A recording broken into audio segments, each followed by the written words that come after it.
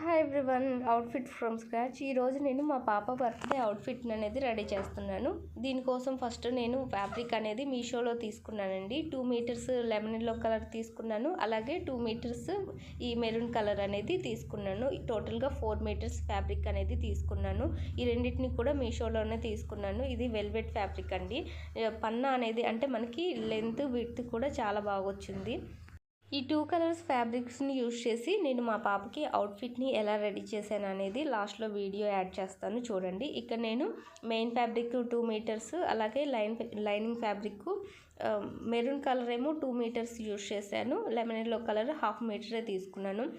Main fabric కూడా 1/2 మీటరే use చేశానండి. Body part వరకే కాబట్టి మనకి ఎక్కువ ఫ్యాబ్రిక్ ఏం అవ్వదు, 1/2 మీటర్ అయితే సరిపోతుంది. డ్రెస్ అయితే ఇలా వచ్చింది, మొత్తం స్టిచ్ చేసి వర్క్ చేయడం కంప్లీట్ అయిన తర్వాత.